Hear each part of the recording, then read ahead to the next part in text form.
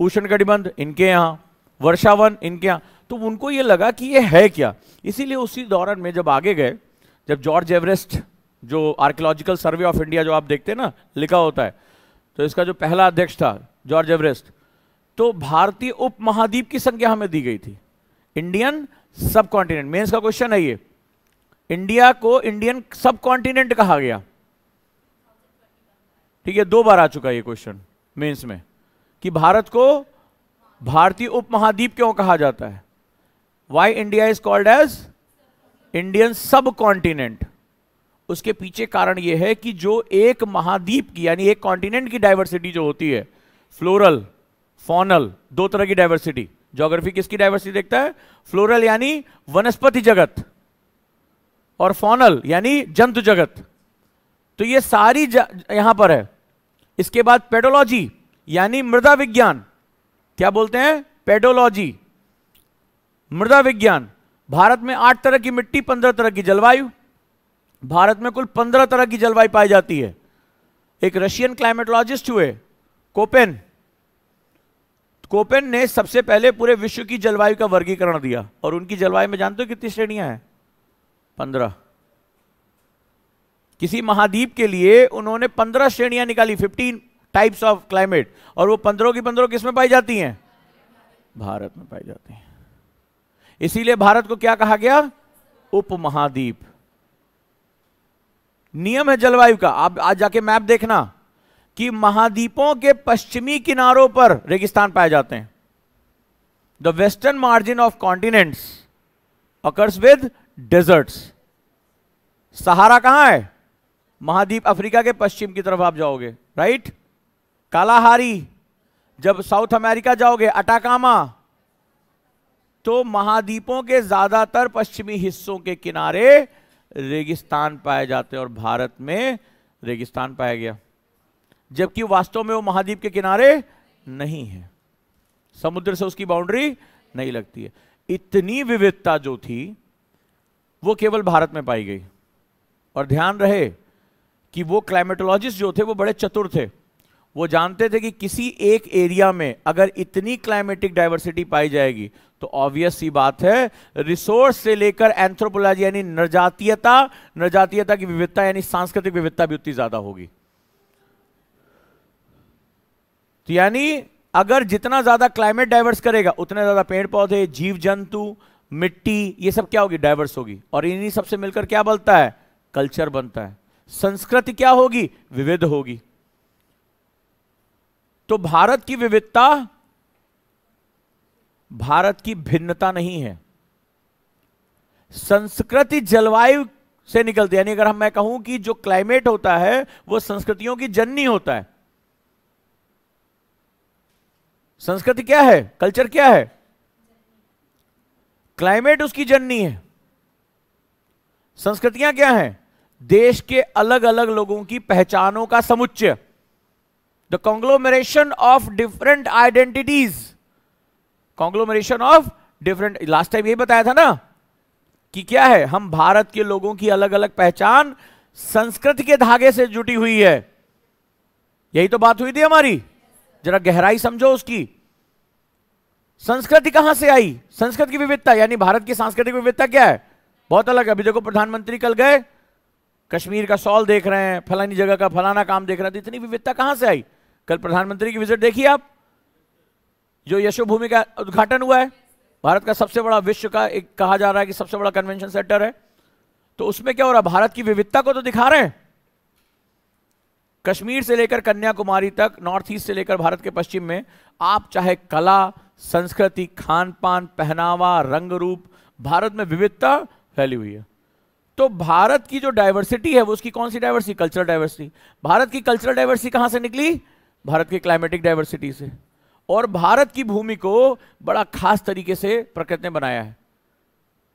इसीलिए संसार में कहीं भी अगर भिन्नता है, डाइवर्सिटी है, वो बाहर से आई। जैसे अमेरिका, तो अलग अलग यूरोपियन कल्चर, अलग अलग यूरोपियन कल्चर, ध्यान रखना, ग्रीस, जर्मन, यूनानी, Roman, British, French, Dutch, Portuguese, ये नाम याद रखना अपने ज्योग्राफी के टीचर, हिस्ट्री के टीचर के साथ ये नाम सुनना, ये सब यूरोप के देश हैं, लेकिन इनके बीच में बड़ी रस्साकस्सी, आज वहीं में पहुंच रहे हैं, बड़ी रस्साकस्सी है।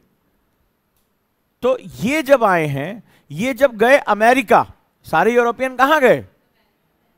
कोलंबस ने रास्ता खोजा, अमेरिका पहुंच गए। अमेरिका का मूल निवासी कौन था? Red Indians. वो कुछ नहीं समझ पाए, इंडिया उसके सर पर इतना भूत चढ़ा हुआ था, गया था वो एक्चुअली निकला था इंडिया खोजने, उल्टा निकल लिया। जैसे तुम यूपीएससी की तैयारी करने घर से निकलते हो, उल्टा रास्ता पकड़ लेते हो कई बार, तो किस्मत से कई बार अच्छा हो जाता है, किस्मत से कई बार बुरा होता है। वहां पहुंचा, तो वहां पर क्या हुआ, वहां पर जब यूरोपियंस आए तो उन्होंने एबॉर्जिन लोगों को खत्म किया, वहां पे रेड इंडियंस को मार दिया, और ये जो डाइवर्सिटी वहां लेकर आए, ये उनकी अपनी सांस्कृतिक डाइवर्सिटी नहीं है, ये एलियन स्पेसीज हैं। बस ये बात कहने का हमारे अंदर मुद्दा जिस दिन आ जाएगा ना, हम झपड़ियाएंगे सबको, यूरोपियंस को बड़ी मार मारेंगे हम। तो तुम्हें समझ में आया कि ये क्या है? बाहर से आए, इनके अपने यहां ये जर्मन थे, ये स्पेनिश थे, ये डच थे, ये पुर्तगीज थे, ये इंग्लिश थे, ये केवल यूरोपियन नहीं है। और ये कहां पहुंचे? यूएस। तो ये पहुंचे, ये उस क्लाइमेटिक सिस्टम से पैदा नहीं हुए थे, इनकी संस्कृति की जो जड़ें हैं वो उस जलवायु की नहीं थी, ये एबॉर्जिन नहीं थे। एबॉर्जिन वर्ड का मतलब मूल निवासी, ये एबॉर्जिन नहीं थे। तो जब ये डाइवर्सिटी की बात करते हैं तो ये कहते हैं, हाँ भाई, सेट हो जाओ भाई, इस तरह से बात करते हैं। तो ये क्या होता है? ये टॉलरेंस की बात करते हैं, यानी सहिष्णुता। चलिए भाई, हाँ आप जर्मन, हाँ जाइए, हाँ जाइए, आप भाई साहब आप भी बैठ जाइए। तो ये क्या है? उस संस्कृत का हिस्सा नहीं है। हमारे यहां इससे बड़ा कॉन्सेप्ट है एक्सेप्टेंस, स्वीकार्यता। दो अलग अलग शब्द हैं, एक है टॉलरेट, जैसे ना भाई साहब थोड़ा सा खिसक लीजिए, तो आपका मन कर रहा है, मन तो कर रहा है बस से बाहर फेंक दे, लेकिन आप कहते हैं हाँ बैठिए भाई साहब कोई बात नहीं, आप थोड़ा सा पैर और समेट के बैठ जाए, ऐसे तो करते हैं। This is tolerance. जैसे कोई भाई साहब थोड़ा पूरी सीट तो खाली पड़ी है, बोला हाँ पूरी सीट खाली पड़ी है, वो तीसरी जगह होती है, उसको बोलता है ना पूरी सीट खाली पड़ी, भाई साहब थोड़ा सा खिसक जाइए। या कभी आपने दया करके आपको स्लीपर में मान लो आपको मिल गया एक, कोई आके भाई साहब थोड़ा सा बैठ जाए, अब फिर थोड़ी थोड़ी देर में वो आप बैठे होते वो लेटा होता है, ऐसे होता है। तो this is known as tolerance. क्या आप बर्दाश्त कर रहे, कुछ कह नहीं पा रहे, लेकिन एक्सेप्टेंस का मतलब होता है पहचान लेना। यूरोप की संस्कृति और भारत की संस्कृति में सबसे बड़ा अंतर यही है। अब कोई मिले विज्ञानी तो उसको झपड़िया देना इस तरह से रखे, नॉलेज ही नॉलेज को मारती है। तो अब क्या होगा यहां पर ध्यान से, वो गलत नॉलेज हमें दे रहे हैं। अब हमारे डाइवर्सिटी और उनकी डाइवर्सिटी में क्या फर्क है? अब हमें ज्ञान तो बहुत देते हैं, अभी तुम्हें ज्ञान की बहुत सी परिभाषाएं बताऊंगा। जैसे भारत में अल्पसंख्यकों के अधिकारों का हनन हो रहा है, अभी बोल के आए पूर्व राष्ट्रपति अमेरिका के, बोल के आए कि माइनॉरिटी राइट्स पे बहुत ध्यान देना चाहिए, ये करना चाहिए। हमारी डाइवर्सिटी हमारी जो जलवायु है उससे निकली है, यानी हम क्या हैं? इस धरा, इस धरती के वास्तविक लोग हैं, हम एबॉर्जिन हैं, और अभी भी प्रफुल्लित है, अभी भी हमारा जो क्या हो रहा है, हमारा फल फूल रहा है, हमारी संस्कृति। और इनकी डाइवर्सिटी एलियन डाइवर्सिटी है, यानी ये विदेशज प्रजाति हैं, ये विदेशी हैं। तो अमेरिका में बैठा हुआ कोई व्यक्ति जब बहुसांस्कृतिक समाज यानी मल्टी कल्चरल सोसाइटी या वो राइट्स के बारे में बात करता है, ह्यूमन राइट्स के बारे में बात करता है, तो वो वास्तव में अपने मूल तथ्यों के बारे में बात नहीं कर रहा है। और जब कोई भारतीय इस विषय पे बात करता है, डाइवर्सिटी के बारे में बात करता है, तो वो वास्तविक डाइवर्सिटी है, वो वास्तविक विविधता है, क्योंकि हम इसी क्लाइमेट से निकले हैं। तो संस्कृतियों का जो उत्थान होता है वो उसकी जलवायु से होता है। तो राजस्थान के लोग जब रंग बिरंगे कपड़े पहन रहे हैं तो क्या हो रहा है? उस जलवायु से वो आया है। अगर नॉर्थ ईस्ट के लोग खाने में बांस की सब्जी का प्रयोग कर रहे हैं, क्यों? उस क्लाइमेट से आया है। अगर गुजराती और राजस्थानी लोग खाखड़ा, फाफड़ा या बहुत नमकीन सामानों का इस्तेमाल कर रहे हैं, क्यों? क्योंकि वो उस क्लाइमेट से आया है। अगर रसम खाया जा रहा है साउथ में या चावल का प्रयोग किया जा रहा है, क्यों? वो उस क्लाइमेट से आया है। अगर कहीं बाजरा का यूज हो रहा है, मक्के का यूज हो रहा है, उस क्लाइमेट से आया है। अगर कोई श्वेत वस्त्र, आप देखो साउथ के लोगों को पिक्चरों देखोगे, सफेद कपड़े पहनते हैं, लुंगी भी सफेद पहना, शर्ट भी सफेद पहना। नोटिस किया तुमने कभी? चिट्टी बोलते हैं उसको। तो क्या हुआ? क्यों यार? विषुवत रेखा के पास जा रहे हैं हम, 0 डिग्री लाइन के पास जा रहे हैं। भारत 8 डिग्री 4 मिनट पे उसका मेनलैंड खत्म होता है। सूर्य की किरणें सीधी आके मिल रही हैं, और ह्यूमिडिटी, दोनों तरफ समुद्र है। जब पानी और जो है सूर्य की गर्मी मिलती है तो ह्यूमिडिटी पैदा होती है, आर्द्रता। जब सूर्य की किरणें क्या वाष्पन करेंगी तो इतनी ह्यूमिडिटी है, इतनी गर्मी है, और इसमें मैं काला कपड़ा पहन के निकल जाऊं, हो गया काम। तो आप क्या करते हो? उसको अडॉप्ट करते हो।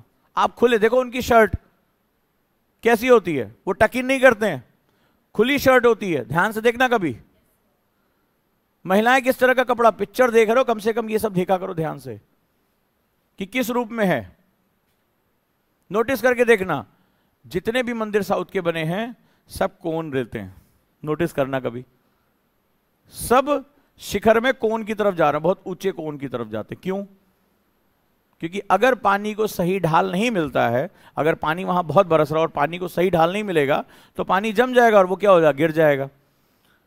बड़ा सिंपल सा। तो आप जब अपने क्लाइमेट को अडॉप्ट करते हैं तो आपकी संस्कृति, आज आप जाके कहते हो बहुत सुंदर मंदिर है, Meenakshi temple one of the best architecture है, लेकिन वो हुआ क्यों, वो आया क्यों? उसने अपने क्लाइमेटिक सिस्टम को अडॉप्ट किया। तो सांस्कृतिक विविधता जलवायु विविधता पर आधारित होती है, बात याद रखना।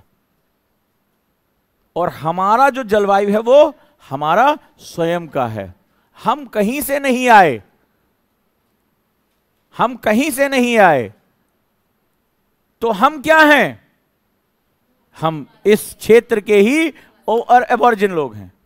तो ये संस्कृति हमारी है। यानी इस पूरे संसार में बहुसांस्कृतिक के बारे में, विविधता के बारे में, स्वीकार्यता के बारे में कहने का राइट किसके पास है? सबसे पहले हमारे पास है, क्योंकि हम इसी क्लाइमेट से निकले हैं। हम कहीं ऐसा थोड़े ना यूरोप में थे, अटलांटिक को पार करके हम अमेरिका पहुंचे, वहां के लोगों का विनाश किया आज से 450 साल पहले, और हमने वहां बैठकर एक सोसाइटी बना दी। हम सदियों से इसी क्षेत्र में थे और हमने सबका स्वागत किया। हम टॉलरेंस से आगे की एक धारणा, जिसके हम लोग एक्सेप्टेंस कहते हैं, उसके पार्ट हैं। तो यानी इस संसार में दावा करने का अधिकार किसके पास है? हमारे पास है। तो अब कुछ ऐसा करो कि ये प्रूव हो जाए कि हम संस्कृत से हैं ही नहीं, दावा खत्म हो जाएगा। तो वैदिक कल्चर, आर्यन कल्चर, ये यहां का प्रूव करो इसको बस अब किसी तरह कि यहां के है ही नहीं है। इस क्लाइमेट को अडॉप्ट करके इन्होंने ग्रोथ ही नहीं किया, तो उसी क्लाइमेट से आए जहां से हम आए, क्योंकि पाप हमसे पहले हुआ है। हम गए थे, हमने ऑस्ट्रेलिया के एबॉर्जिन लोगों को मारा, हमने अफ्रीकन को गुलाम बनाया जो व्हाइट लोग थे, हमने जाकर रेड इंडियंस को मारा, उनकी जमीन साफ कर दी, हमने जाकर जो है वो साउथ अमेरिका के लोगों को मारा, वहां उनको साफ कर दिया, गुलामों से गन्ने की खेती, चुकंदर की खेती कराई, जो है गले में जंजीरें बांध बांध के। तो पापी तो वो थे, लेकिन उनको यह बताना था कि ये पाप नहीं था, ये पुण्य भूमि थी। ये जितना भी संक्रमण हुआ, जितना माइग्रेशन हुआ, पुण्य कारणों से हुआ है। और भारत के जो लोग थे उन्होंने अपनी कल्चरल डाइवर्सिटी को अडॉप्ट करके इवॉल्व किया था। यानी वो क्या थे? वो वहां के नेटिव लोग थे। इसको क्या बोला जाता है? नेटिव लोग। भारत की संस्कृति कैसी है? नेटिव है। और भारत की संस्कृति क्या है? भारत की संस्कृति प्लूरिज्म की है। कौन सी? प्लूरिज्म, बहुलतावादी। तो भारत की जो संस्कृति है, भारत का जो कल्चर है, अब समझे, वो कहां से निकली? भारत की जलवायु से। अब समझते जाना। क्लाइमेट ऑफ इंडिया, भारत की जलवायु कैसी है? विविध, डाइवर्स है। तो भारत की जब जलवायु विविध है तो भारत की संस्कृति कैसी होगी? विविध होगी। तो विविध का मतलब क्या है भाई? हमारे पास टेम्परेट जलवायु भी है जो यूरोप में पाई जाती है। शिवालिक से ऊपर पड़ जाओ, जहां मसूरी में ट्रेनिंग करने जाओगे, वहां तुम्हें ठंडा मिलेगा। तो टेम्परेट क्लाइमेट है, वहां के पेड़ पौधे ऐसे नहीं होंगे। जैसे तुम देहरादून से ऊपर की तरफ जाओगे, 30 किलोमीटर के अंतर में जलवायु बदल जाएगी। अचानक से कनीफेरस फॉरेस्ट, शंकुधारी वृक्ष मिल जाएंगे ऐसे ऐसे करके, जो कहां पाए जाते हैं? यूरोप में पाए जाते हैं। रेगिस्तान की तरफ जाओगे तो तुम्हें कैक्टस मिल जाएगा, कीकर, बबूल मिल जाएगा, ठीक है, ज़ेरोफाइट्स मिल जाएंगे तुम्हें। मुख्य भारत में आओगे ये पत्तियां गिर जाएंगी अभी एक मौसम में, पर्णपाती वृक्ष होंगे।